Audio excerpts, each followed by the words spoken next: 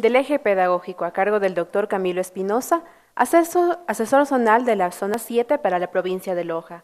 Antes de eso, me permito leer los aspectos más importantes de su perfil. Dr. Camilo Alfonso Espinosa Pereira actualmente es asesor zonal de la Zona 7 para la provincia de Loja. Su formación académica: licenciado en Ciencias de la Educación, especialidad inglés, doctor en Ciencias de la Educación, mención Investigación y Planificación Educativa, magíster en Gerencia y Liderazgo Educacional, diploma superior en Gerencia en Gestión Educativa.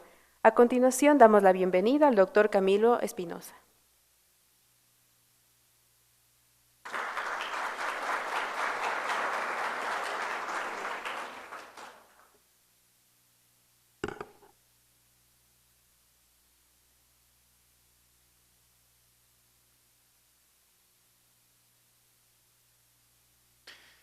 Muy buenos días con todos y con todas.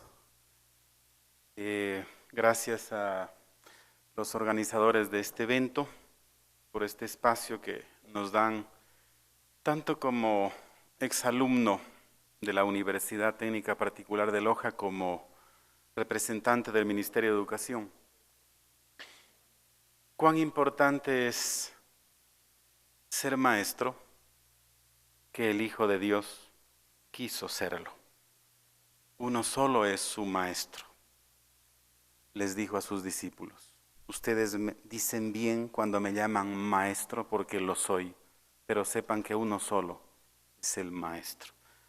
Ojalá invitemos a Jesús a ingresar a las aulas escolares para que sea nuestro asesor pedagógico, que con su pedagogía magistral supo llegar a los más sencillos, a los humildes. Se me ha pedido que aborde un tema que va a resultar de mucho interés para ustedes que están culminando este proceso de formación docente. Desafíos de la docencia frente a los nuevos escenarios de la educación ecuatoriana. El error más grande que podemos cometer los docentes es educar hoy con métodos y recursos de ayer a estudiantes que deben enfrentar el mañana tan desafiante.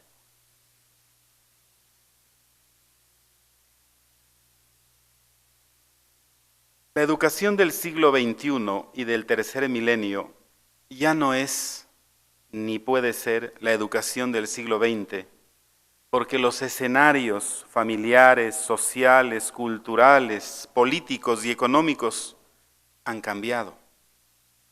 Por lo tanto, las instituciones educativas ya no son las mismas, los estudiantes ya no son los de antes, y el proceso educativo demanda urgentes cambios de paradigmas en la gestión administrativa y académica.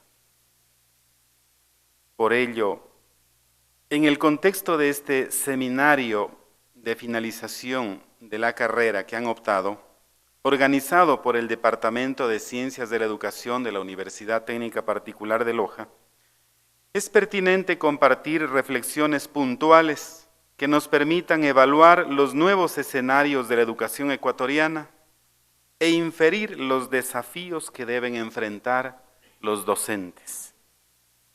Para este propósito consideraremos 5 escenarios: familiar, social, jurídico, tecnológico y académico. En cada uno de estos escenarios contemplaremos la realidad que estamos viviendo y los desafíos educativos que los docentes debemos enfrentar. Escenario familiar. La familia es una institución que ha evolucionado a través de la historia, caminando positiva y negativamente al compás de los signos de los tiempos. Hoy podemos constatar una desinstitucionalización gradual de la familia como célula social, a vista y paciencia de la sociedad y del Estado. Las familias nucleares, conformadas por el padre, la madre y los hijos a partir del matrimonio, tienden a reducirse a la mínima expresión, mientras otras modalidades de familia se abren paso en la sociedad y van legitimándose gradualmente con la complicidad del Estado. Hoy tenemos la unión de hecho reconocida legalmente, en donde están el padre, la madre y los hijos, pero sin un compromiso formal. Tenemos familias constituidas por madres sin pareja, cuyos hijos resultan huérfanos de padres vivos, ya sea por el divorcio o por embarazos no deseados. Tenemos familias transnacionales, con hijos separados forzosamente de sus padres, porque han emigrado a otros países en busca de trabajo. Lo más preocupante, se está gestando la posibilidad de legitimar familias, entre comillas, constituidas por parejas del mismo sexo, con hijos adoptados, es decir, hoy todo tipo de unión vale y se le pretende dar la categoría de familia. De este escenario familiar tan vulnerable y complejo, provienen los estudiantes que asisten a nuestras instituciones educativas. Históricamente se ha dicho que la familia es la primera escuela de formación de los hijos y que la escuela es el segundo hogar de formación de los estudiantes, porque familia y escuela son dos instituciones educativas complementarias. Se ha dicho también que los padres son los primeros maestros de los hijos y que los maestros son los segundos padres de los estudiantes. Estos ideales están cada vez más lejos de alcanzarse. La dura realidad que estamos viviendo hoy con la vulnerabilidad de la institución familiar desafía a los docentes a convertirse en padres adoptivos de los hijos abandonados o de aquellos que no pueden ejercer su derecho a vivir con sus padres juntos. Hoy abandono un mal lugar llamado hogar, decía un mensaje muy decidor dejado por un adolescente al irse de la casa. El doctor Barbosa nos planteaba de que hay unos 3 grandes desafíos de los maestros. Curar, acompañar, consolar.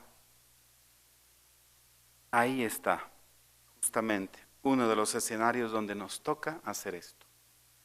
Esta dura realidad afecta a niños y adolescentes, pero sobre todo a estos últimos, porque ellos, al resultar forzados a vivir independientes de sus padres, porque se han separado, y de su familia, porque se ha desintegrado, quieren también ser independientes de las autoridades, de la sociedad, del orden constituido, del Estado.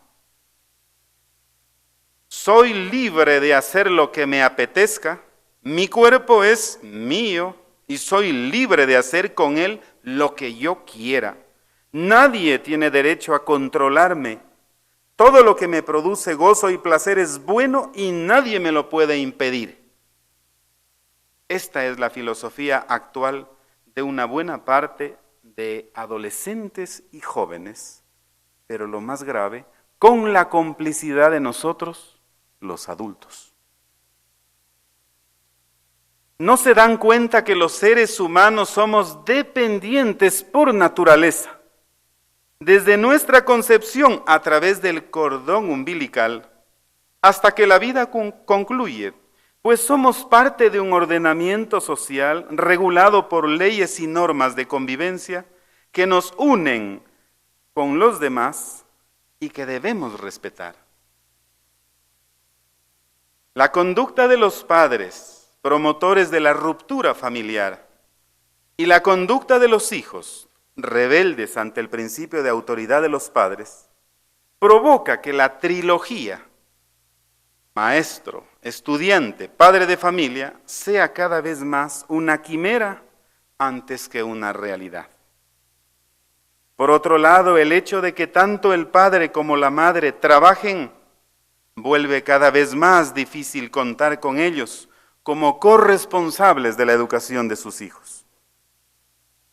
El docente, entonces, va quedando solo en la dura batalla de la educación porque muy poco o casi nada le ayuda la familia.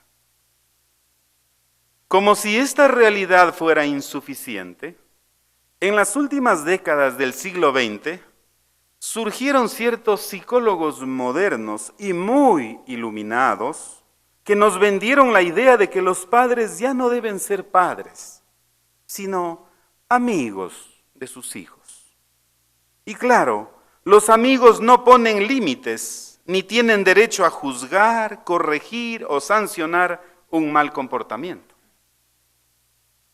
Hoy los padres son amigos y abastecedores de lo necesario para sus hijos, nada más. Esto ha llevado a la familia a la anarquía, al desorden.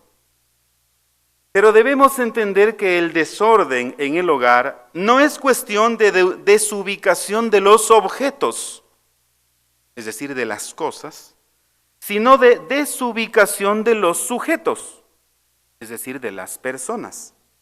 Porque los padres no se ubican en el contexto de su paternidad responsable y creen que ya no tienen autoridad. Por su parte, los hijos no se ubican en su relación de filiación con respecto a sus padres y creen que ya ha desaparecido el principio de autoridad dentro de la familia. Entonces, ¿cómo educar en este escenario? He ahí el primer desafío. Si la familia es escuela de formación de valores, principios y virtudes que orientan la vida humana, y si la dignidad humana se levanta, se construye desde los cimientos de esos principios, valores y virtudes familiares, entonces el trabajo de los docentes es más complejo porque deben luchar arduamente en la formación ética a través de los ejes transversales, intentando sustituir a la familia insustituible que no tienen los estudiantes o que la tienen desintegrada. El currículo nacional contempla 5 ejes transversales cobijados bajo el paraguas constitucional del buen vivir. Hoy más que nunca los docentes deben darle prioridad a la educación en la práctica de valores, porque de lo contrario, la niñez y adolescencia se nos van de las manos. Lamentablemente, en nuestras incursiones en el aula escolar, como asesores educativos, hemos podido constatar que la mayoría de docentes focaliza su esfuerzo en el logro de aprendizajes cognitivos, vinculados al conocimiento científico, dejando al margen los aprendizajes emocionales, espirituales y actitudinales, a pesar de que nuestro instrumento de observación de clases contempla el registro de actividades vinculadas a la educación en la práctica de valores. Por favor, les encarezco a ustedes que son docentes en ejercicio o en proceso de ingreso al magisterio. No formemos solo la cabeza y las manos de los estudiantes con conocimientos científicos y destrezas con criterio de desempeño. Eso está muy bien, pero formemos a la persona integralmente, inculcándoles principios, valores y actitudes que fortalezcan su dignidad de seres humanos. No esperemos mucho de la familia. No vivamos quejándonos de la falta de apoyo de los padres. Las quejas en las juntas de docentes de curso son un discurso repetitivo y cansino que pretende a veces justificar nuestro fracaso como maestros. Es hora de poner en marcha alternativas de solución a este grave problema. Seamos creativos y no esperemos recetas. Escenario jurídico. Asimismo, gracias a los iluminados de la Asamblea Nacional, hemos pasado de la ética aristotélica, heteronómica, que establecía la relación gobernante-gobernado, a la ética autonómica de la independencia, la autosuficiencia y la insubordinación. Hoy se cree que nadie manda, que todos somos iguales y que nadie tiene que obedecer.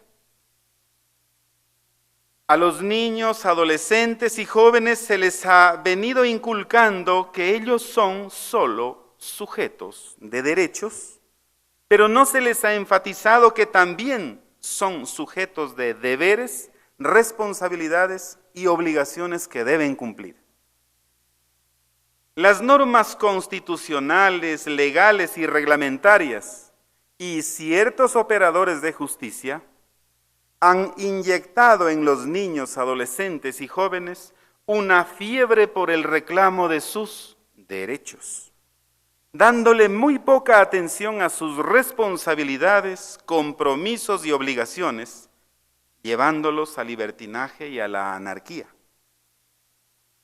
Hoy se pretende confundir lo legal con lo moral. Se cree que el fundamento de la moral es la ley, desconociendo que el fundamento de la ley es la moral. Cierto es que no es el hombre el que debe estar al servicio de la ley, sino la ley al servicio del hombre, pero no hay que confundir este principio con el permisivismo, dentro del cual todo vale y todo es permitido.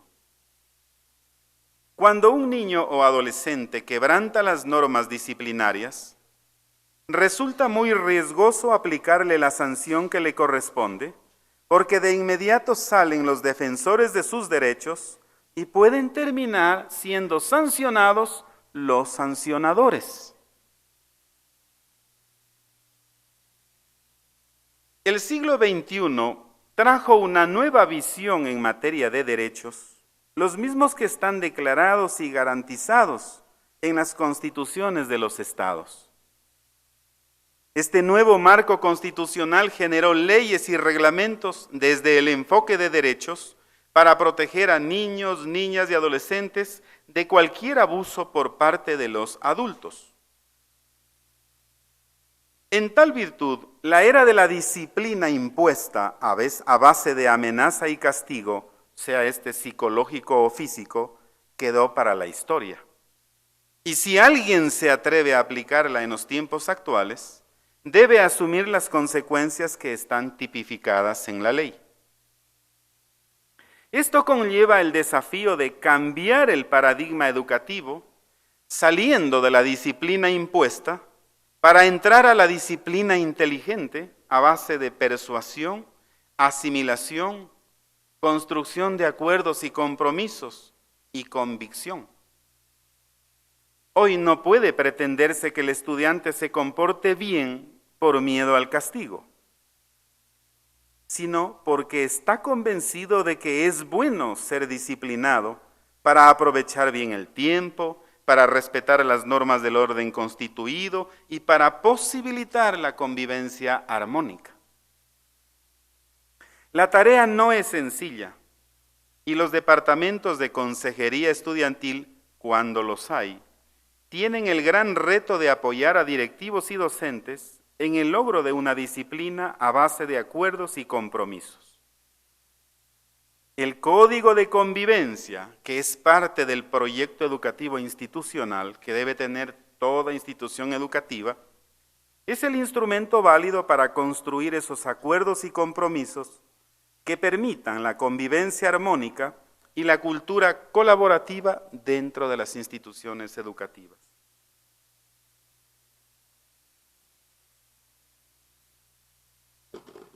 Escenario cultural. Las sociedades y sus culturas ya no son las mismas de antes, pues a gusto o a disgusto han debido asimilar y adaptarse a los cambios de paradigmas.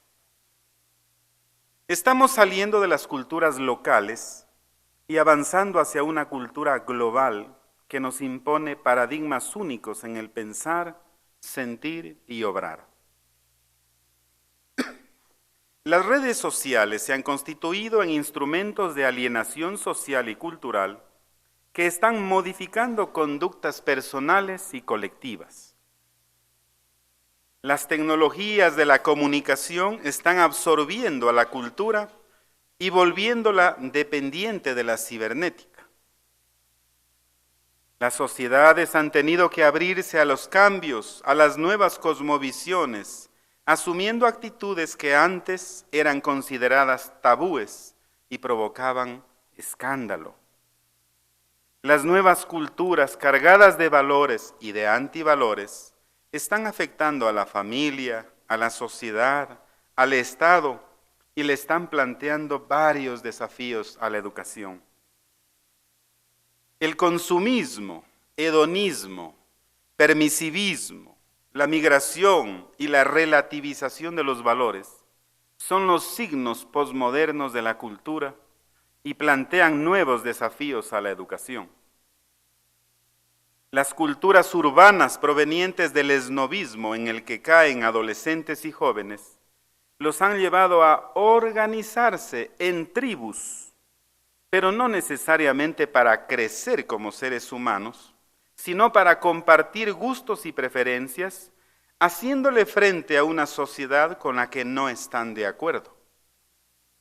Hoy tenemos las subculturas o tribus de las pandillas, de los emos, los rockeros, los grupos GLBTI, los hippies, etc. De estos escenarios también llegan los adolescentes a las aulas escolares y muchas veces constituyen un serio problema en cuanto a la disciplina y rendimiento.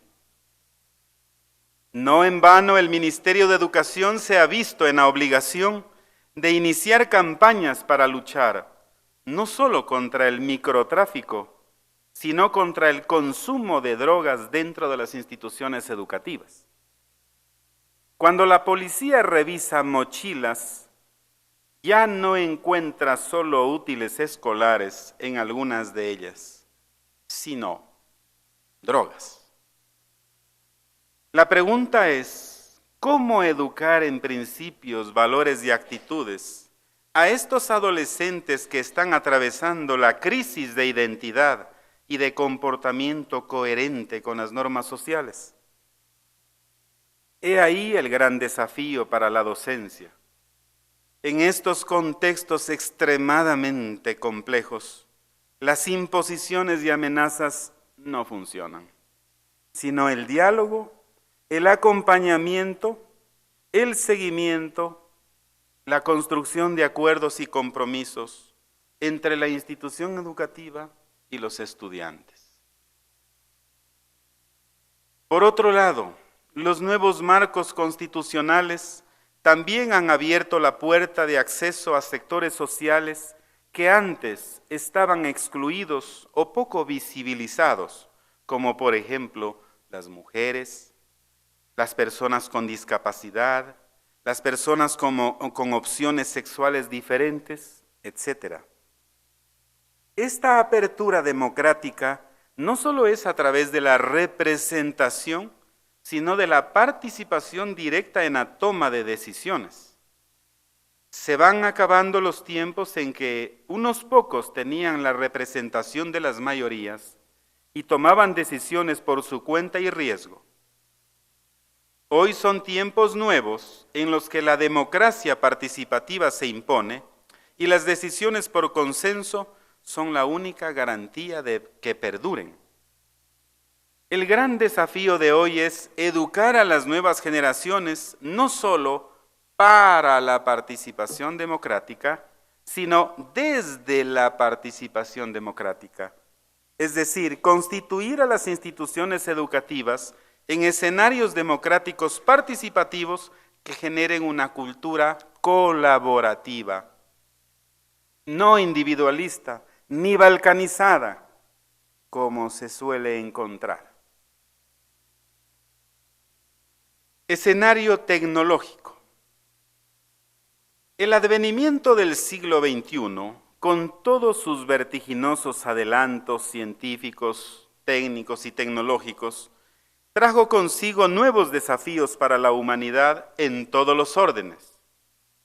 Gracias a la tecnología digital y al fenómeno de la globalización, el planeta en el que habitamos, aparentemente extenso, se convirtió rápidamente en una pequeña, minúscula aldea global, concentrada y controlada en una sola red internacional de telecomunicaciones, conocida mundialmente como Internet.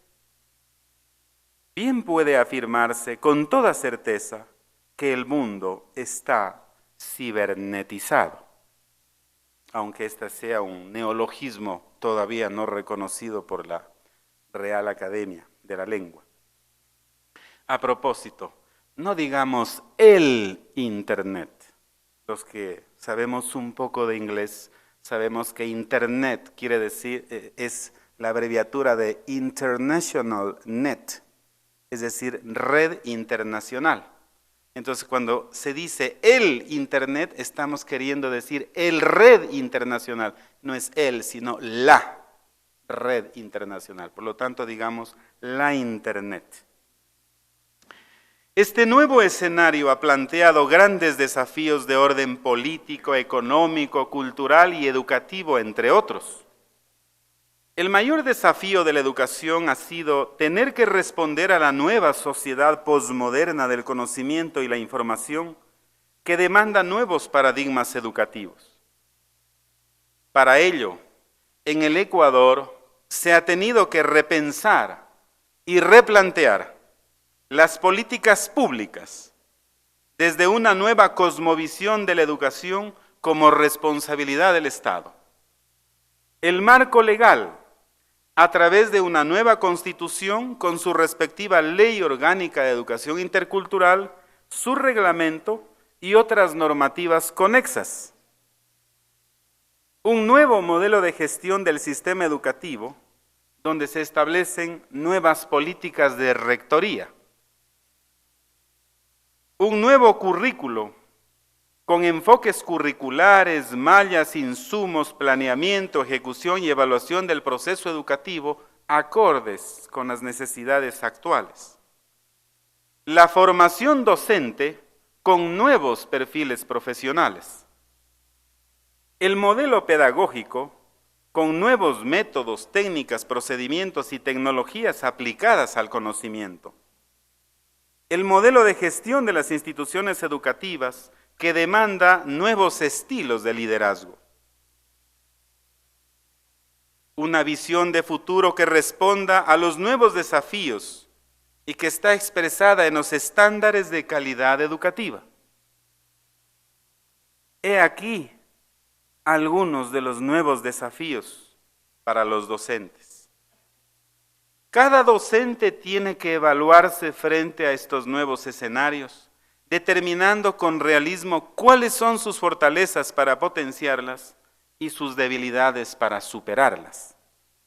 Una de las grandes debilidades que hemos debido intentar superar los docentes ha sido la falta de dominio de la tecnología, convertida hoy en instrumento indispensable para el trabajo y para el acceso al conocimiento y la información. Hemos debido reconocer que las generaciones anteriores nos quedamos ancladas en el analfabetismo tecnológico, del cual tratamos de salir gradualmente a través de la capacitación permanente, mientras las nuevas generaciones nos dan cátedra en el manejo de la tecnología sin que nadie las haya capacitado. Decíamos al inicio que lo peor que puede sucedernos en la educación es seguir educando en el presente con métodos y recursos del pasado a estudiantes que van a vivir un futuro mucho más desafiante. Por lo tanto, es urgente cambiar de paradigmas pedagógicos y ponerlos en conformidad con los signos de los tiempos contemporáneos. Para ello, quienes estamos involucrados en el quehacer educativo debemos capacitarnos y actualizarnos profesionalmente. Lo que aprendimos en la universidad ya no es, como lo era antes, un respaldo académico inmutable en este mundo de cambios vertiginosos. Ya no es posible estar al día, ni siquiera al año en materia de conocimientos e información. Lo que es tecnología de punta para el Ecuador, este preciso instante ya es obsoleto en las grandes potencias científicas y tecnológicas. Escenario académico. En estos nuevos escenarios paradigmáticos, la educación está llamada a dar respuestas pertinentes y eficaces. Ya no se puede educar con la pedagogía tradicional del monólogo, ese docente sabelotodo que hablaba toda la hora de clases, con la pedagogía de la pizarra, la tiza y la memorización. Hoy son tiempos diferentes que desafían a los docentes a actualizarse con nuevos métodos, técnicas, procedimientos, apoyándose en las TAC, tecnologías aplicadas al conocimiento, para lograr los estándares de aprendizaje que están dirigidos a los desempeños auténticos, que permitan a los estudiantes enfrentar los problemas de la vida con autonomía. Hoy más que nunca se demanda comenzar desde la conceptualización, pero llegar a la aplicación. Por eso se llaman destrezas con criterio de desempeño. Lo que el ministerio busca que logremos los docentes es desempeños auténticos, es decir, capacidad de aplicar los conocimientos para enfrentar problemas reales de la vida real. Los estándares de calidad educativa son el nuevo signo de los tiempos en el escenario de la educación, que permiten determinar con precisión si una oferta educativa es de alta, mediana o baja calidad. Cuando hacíamos nuestras primeras incursiones como asesores educativos, nos encontramos con la triste realidad de que, habiendo sido aprobados mediante acuerdo ministerial en noviembre del 2012, nosotros comenzábamos nuestro trabajo como asesores a partir de julio del 2014, 2 años después. La mayoría de directivos y de docentes ni conocían los estándares de calidad educativa. Mientras tanto, ya comenzaban nuestros compañeros auditores educativos a hacer las primeras auditorías de la gestión escolar y de la gestión académica, y resultaba que la mayor parte de saldos eran en rojo. ¿Por qué? Porque no se conocían los estándares y mucho menos se había trabajado por lograrlos en la gestión escolar. Estamos trabajando fuerte en eso. Ustedes debían haber estudiado los estándares de calidad educativa durante este proceso de formación, porque eso es parte fundamental de el bagaje profesional que debe tener un docente. ¿Ustedes qué estándares deben manejar? Sobre todo, los estándares de desempeño profesional docente y los estándares de aprendizaje. Porque eso, y en eso es lo que un auditor les va a ustedes a hacer la evaluación de su desempeño.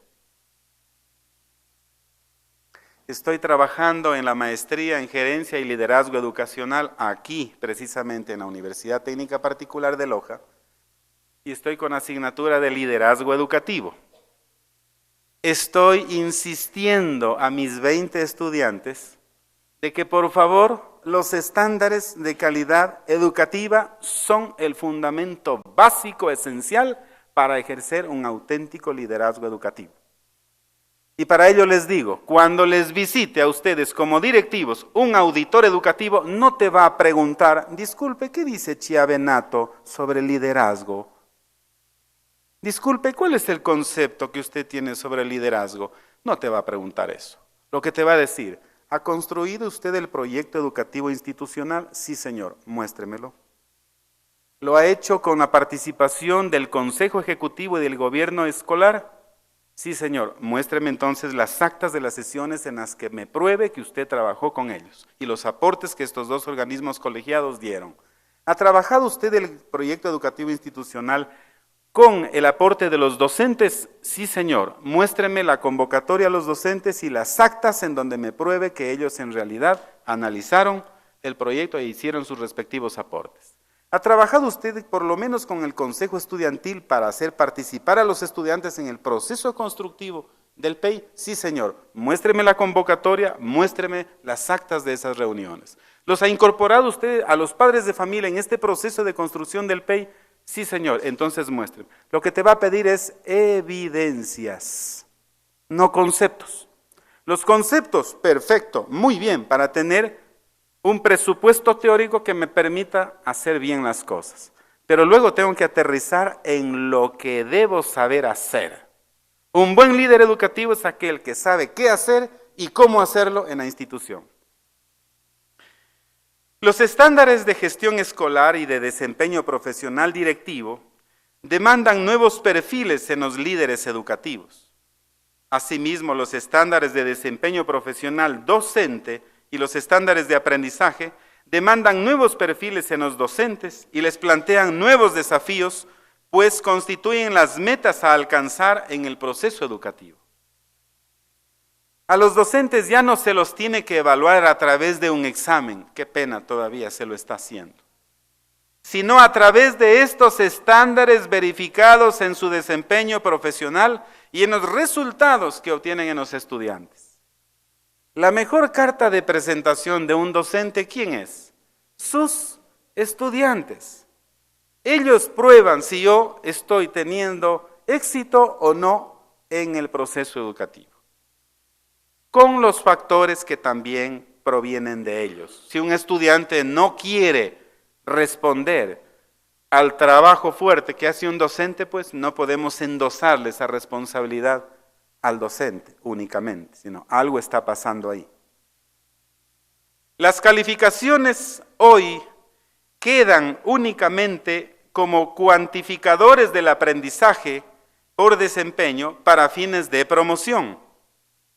Lamentablemente en la ley aún subsisten antiguas prácticas contradictorias como la proclamación de abanderados y escoltas de honor para pagar tributo a quienes tienen las más altas calificaciones, aunque en la práctica no necesariamente demuestren haber alcanzado los estándares de aprendizaje. Ya sabemos la historia de muchos abanderados y escoltas que para llegar allá utilizaron medios no tan felices. Decíamos que en el nuevo contexto educativo se van acabando paulatinamente los monólogos en el aula, donde había un maestro que lo sabía todo y hablaba todo el tiempo, mientras los estudiantes se limitaban a escucharlo, retener la información para luego repetirla en el examen.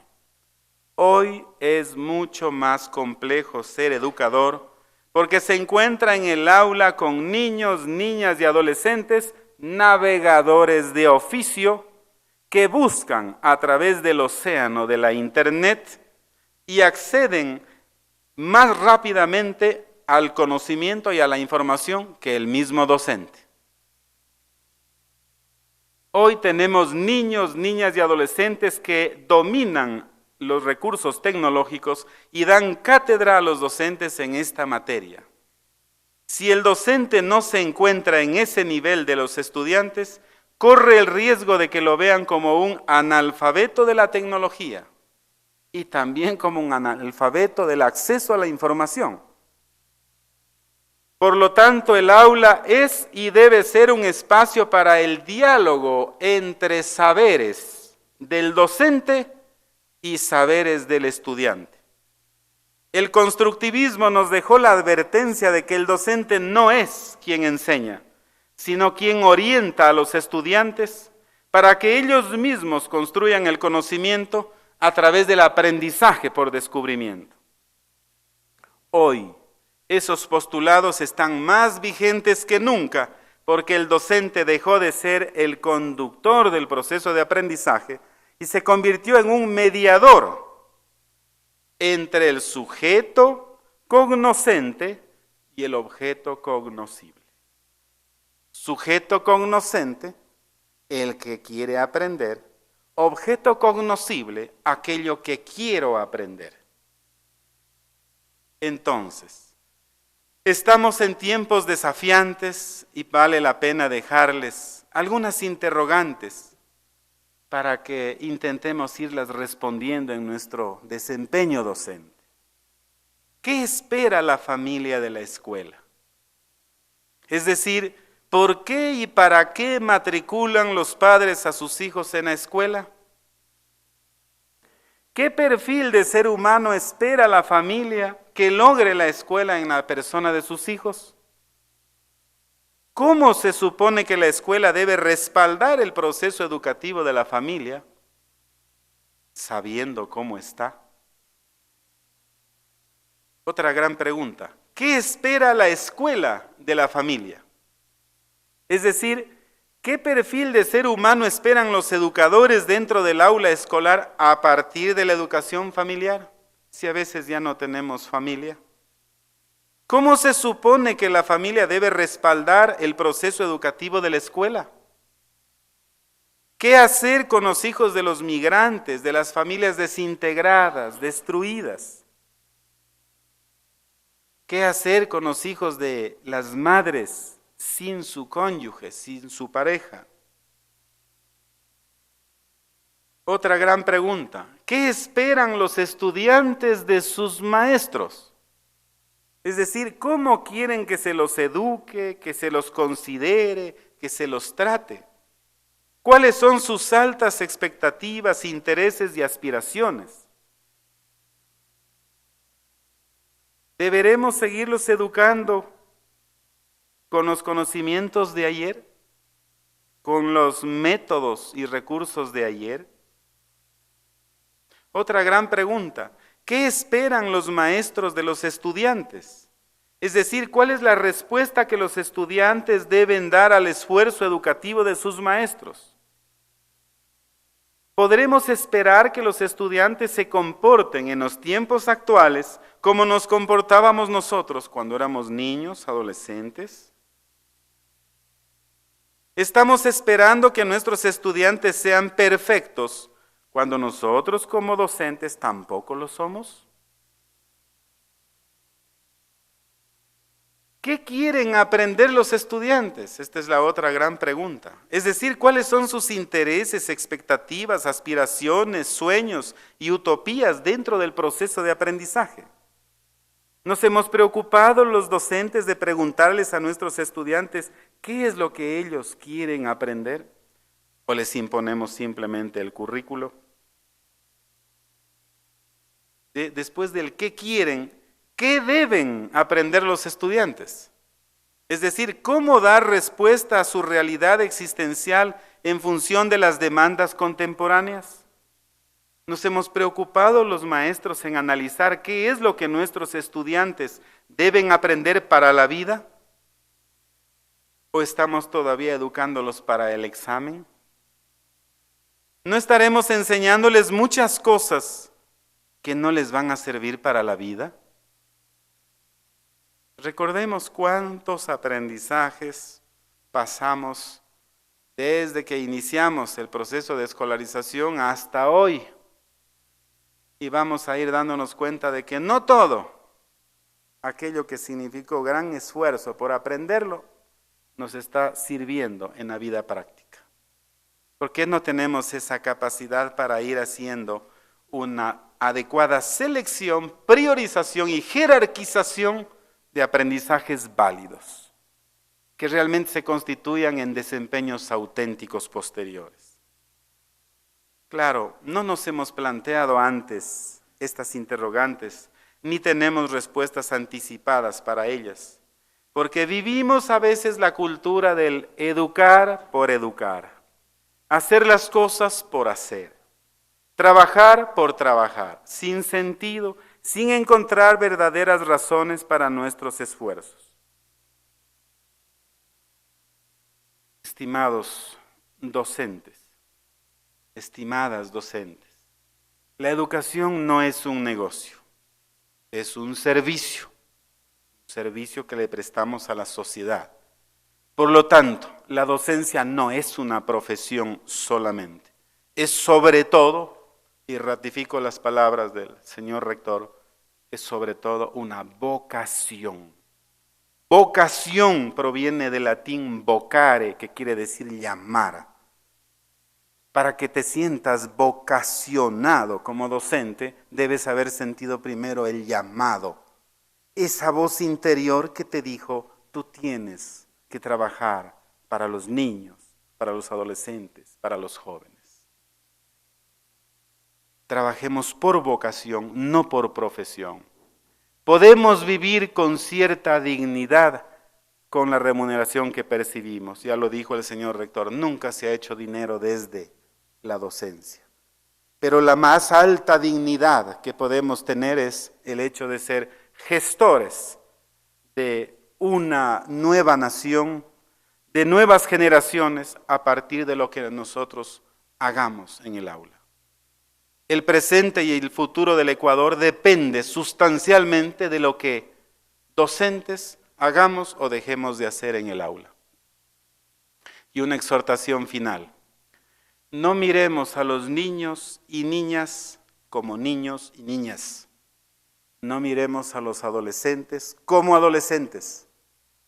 Mirémoslos como prospectos de adultos, como profesionales que van a pasar a tomarnos la posta nuestra para administrar el país en los próximos años. En un aula de primer año de básica no están unos chiquitines de 4, 5 años, no.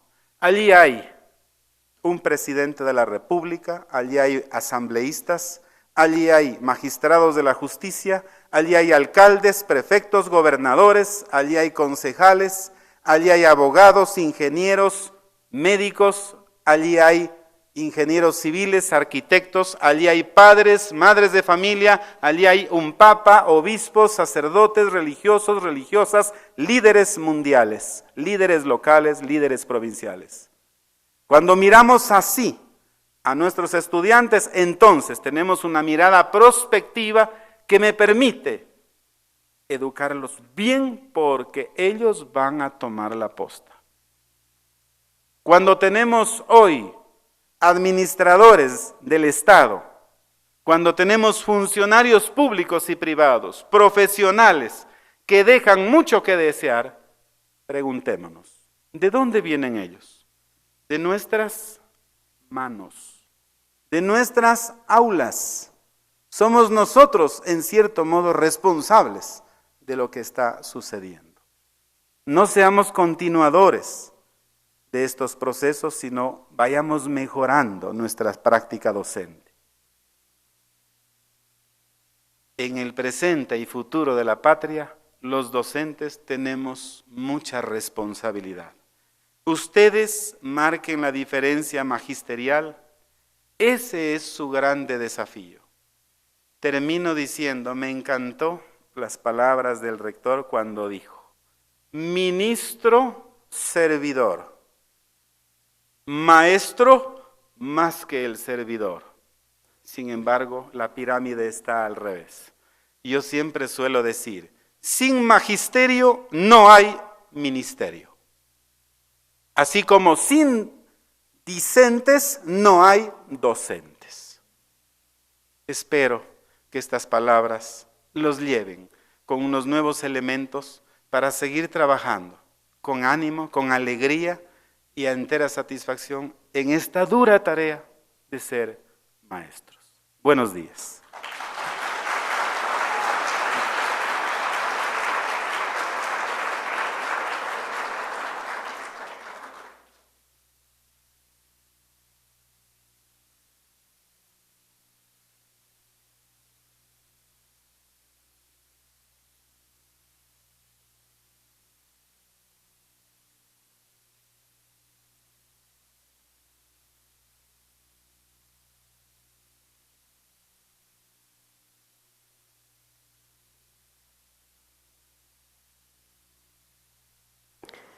A continuación, va a haber un espacio para preguntas. Tenemos un micrófono que va a ser para las personas que deseen intervenir.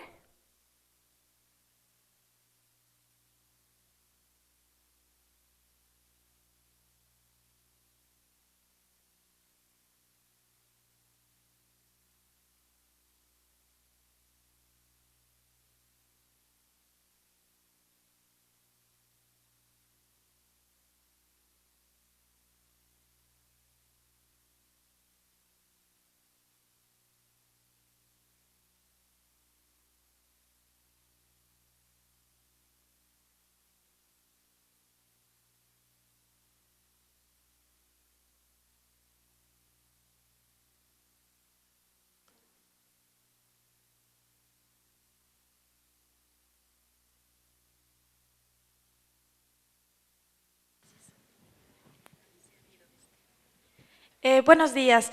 Yo quiero hacerle una pregunta, o más vale usted que me ayude con una aclaración.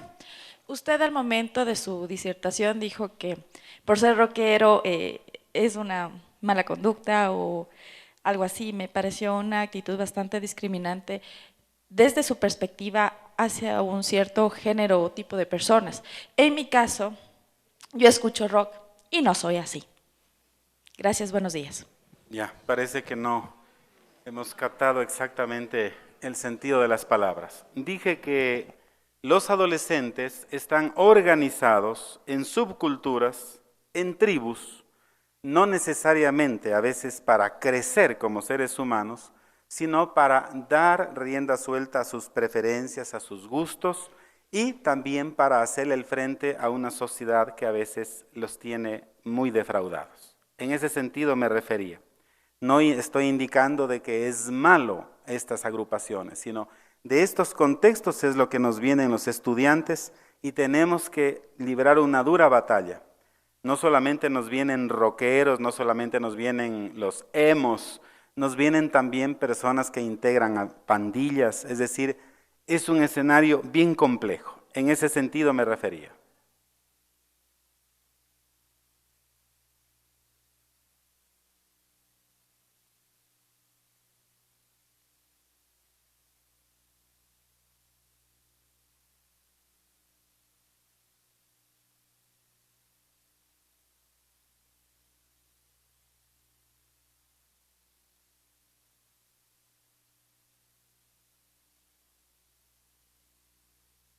Bien, en primer lugar es su legítimo derecho. No he venido aquí para que me den la razón, sino para que me puedan escuchar y en función de ello puedan ustedes sacar sus propias conclusiones y poner el ingrediente propio de su experiencia de vida. Eso es lo importante, eso es lo que se llama la cultura democrática de la participación. Lo segundo es, sí, es un momento muy difícil, muy crítico, nos pasó a todos, con una crisis de identidad, un caminar hacia el descubrimiento de quién soy, de dónde vengo, hacia dónde tengo que ir, y el docente está allí como mediador. Entonces se corre el riesgo de no ser suficientemente comprensivos con estos adolescentes y terminar como que estuviéramos etiquetándolos por algo, sino, por eso decía yo, acompañamiento, seguimiento, diálogo, para poder ir encaminándolos hacia aquello que queremos lograr dentro del proceso educativo. Pero que es desafiante, es desafiante. ¿Qué otra interrogante tenemos? Muy buenos días, mi nombre es Marcelo Zambrano. Soy psicólogo y soy parte de esos psicólogos a los que criticó, diciendo que considera que el día de hoy los padres deberían convertirse en amigos de esos chicos. Yo defiendo muchísimo esa posición, sobre todo en la adolescencia, puesto que el día de hoy, como también usted ya lo indicó anteriormente durante su intervención, ya no es el mismo contexto de antes. De hecho, yo trabajo también como facilitador en personas adultas. Uno de los temas que suelo tratar en mis talleres es el de escuela para padres. Y muchas veces me dicen, bueno, anteriormente no habían psicólogos, sino que había una zapatilla bien poderosa que se la daba por la cabeza a mi hijo y en ese momento no había necesidad de chamán, no había necesidad de psicólogo ni nada por el estilo. Bueno, Precisamente vivíamos en una época diferente y no se podía pensar en ese tiempo en que ese adolescente iba a demandar a sus padres, no había esos derechos de los jóvenes, niños y adolescentes, no había un internet que a diario nos está bombardeando con información y que no tiene filtro de ningún sentido. Uno pone una palabra y pueden aparecer imágenes pornográficas así de fácil. No existían series y programas de televisión en las que muchas veces se realza y hasta se vuelve algo cómico un hijo rebelde ante los padres. Hace poco vi un capítulo en el que el personaje de Bart Simpson había denunciado a sus padres, ¿sí? Y estaba pidiendo su independencia. Bueno, y teníamos una serie de influencias que no existían antes. Hay una alternativa, y esa alternativa es que los padres se vuelvan en esos amigos, en esos cómplices, en esas personas en las cuales ese hijo pueda confiar.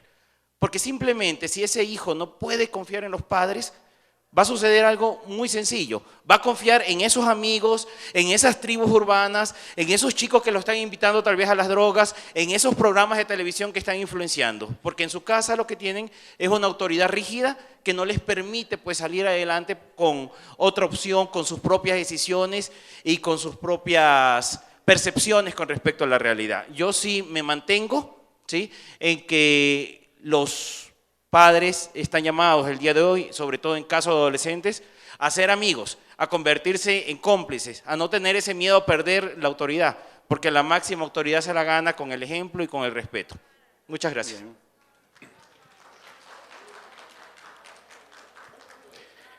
Decíamos que una de las estrategias válidas de todos los tiempos, pero hoy más que nunca, es el diálogo, el acercamiento, el acompañamiento, ese abrir espacios para generar confianza del educador con los estudiantes. Esa capacidad de acercamiento, ese diálogo, al educador no le quita su autoridad de educador, lo hace simplemente más cercano, más humano. Del mismo modo en la familia. Los padres que no dejen de ser padres, pero que sean amigos. El problema es que dejamos a veces de ser padres y nos quedamos solamente con la categoría de amigos. Ahí estaba el problema, eso era lo que decíamos.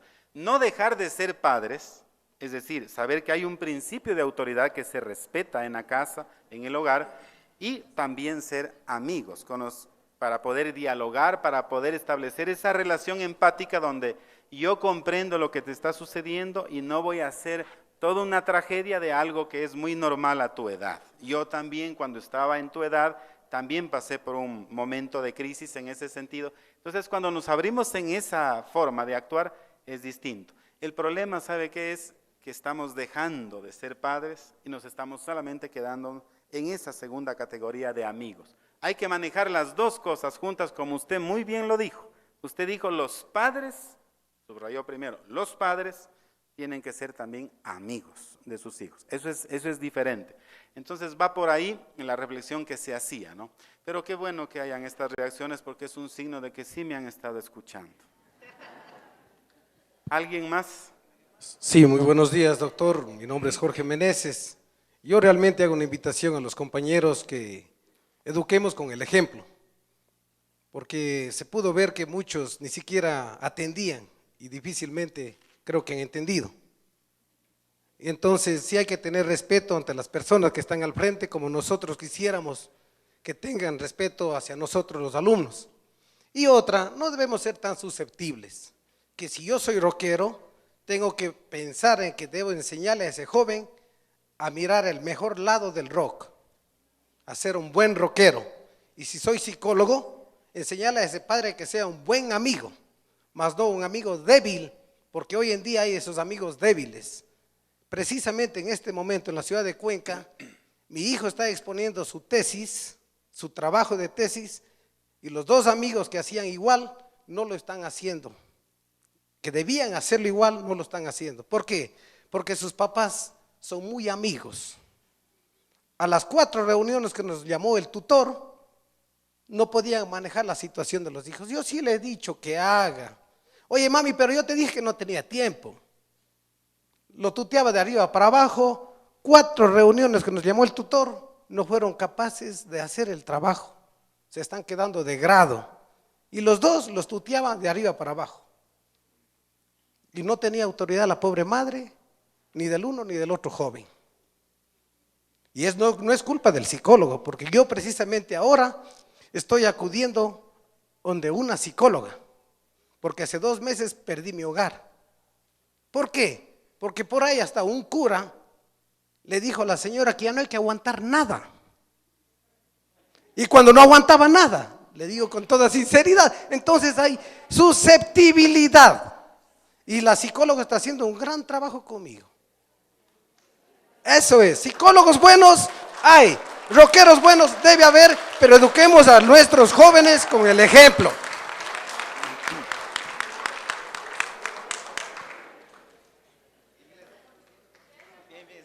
Ahí mi respuesta es sin comentarios.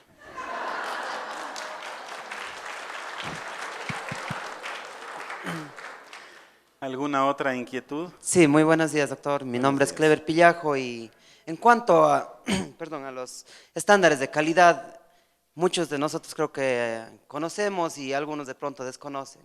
Es por el simple hecho, yo pienso que nadie nos ha preparado, no nos han dicho, ingrese a la página del Ministerio de Educación, entre a documentos pedagógicos y encontramos todo el material que hoy en día estamos utilizando, los que ya estamos desempeñando la labor de docentes. Entonces eso rogaría a las autoridades que se vaya implementando ya, este tipo de enseñanza también en cuanto a la utilización de estos documentos, para que no caigamos en la ignorancia de a estas alturas ya desde el 2012 no conocer aquellos instrumentos que hoy en día sirven para evaluarnos a nosotros y también la calidad de aprendizaje de nuestros estudiantes. Muchas gracias. Bien. Una de las debilidades que estamos viviendo en el Ministerio de Educación es la falta de eventos de capacitación del magisterio. Esa es una debilidad que hay que reconocerla en privado y en público.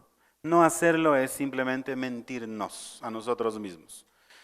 Pero hay una plataforma del Ministerio de Educación que está ahí con todos los insumos legales, pedagógicos, académicos que se requiere para poder ir actualizándonos como docentes. Si nos ponemos a esperar que el Ministerio de Educación lo haga, probablemente eso no va a ocurrir, mucho más en momentos como este en el que estamos viviendo una severa crisis económica.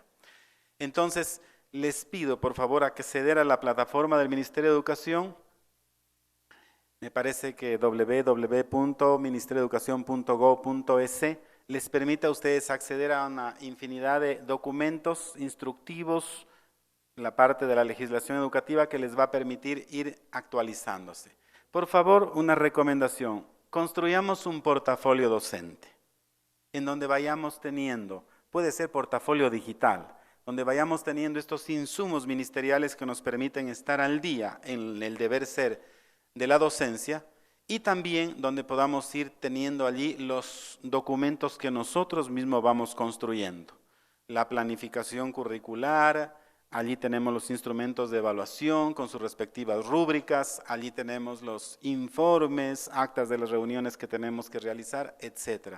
Un buen docente es una persona que está bien organizada, que tiene su portafolio de tal manera que cuando se le pide evidencias para que demuestres la calidad de su desempeño, tiene todo en orden.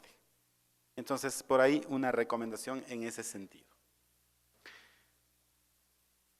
Bien, pues, no habiendo, casi digo, no habiendo más asuntos que tratar, se clausura la sesión. No habiendo ya, a ver, por allá hay otra inquietud.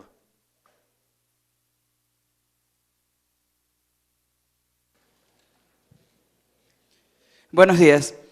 La cuestión es breve. Se ha hecho una inquietud referente a lo de cómo se está dando la capacitación a los docentes públicos y privados, sobre todo en las temáticas de estándares de calidad, en desempeño, aprendizaje.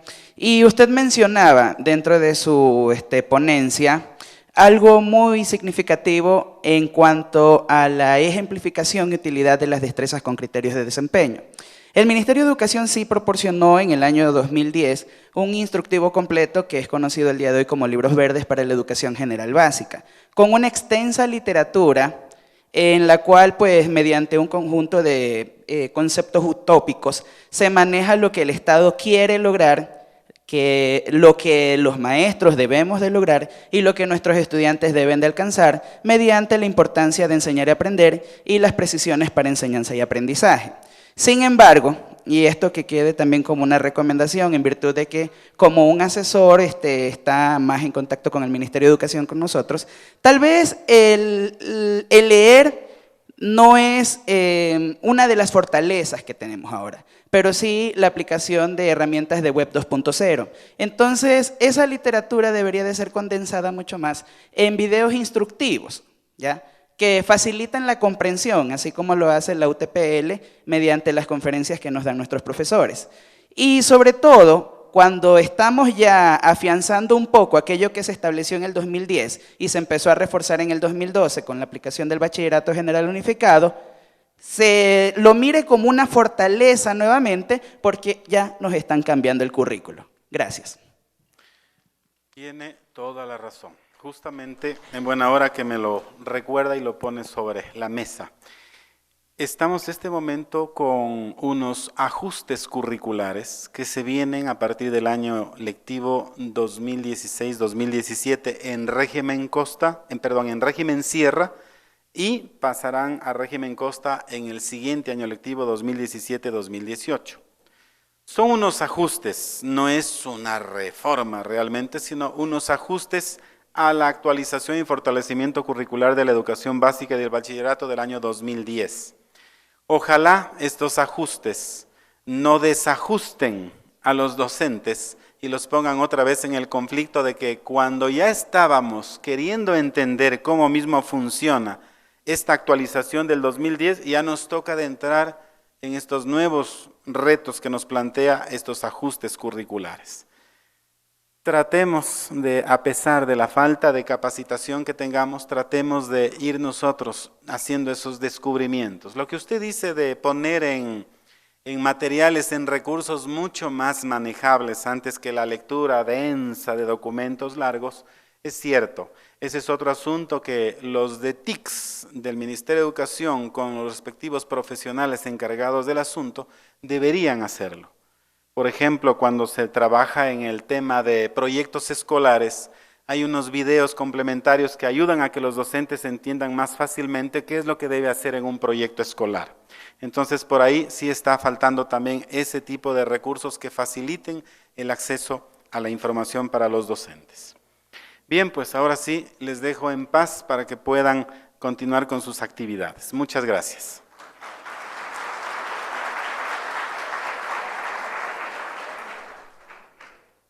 Agradecemos al doctor Espinosa y en este momento realizamos un receso, regresamos luego de 15 minutos.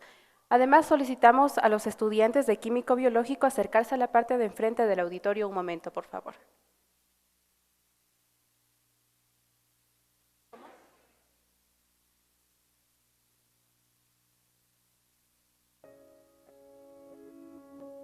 Su atención, por favor, en la parte del centro de convenciones, en la parte derecha, hay un refrigerio para todos ustedes. La parte de acá. Izquierda para ustedes.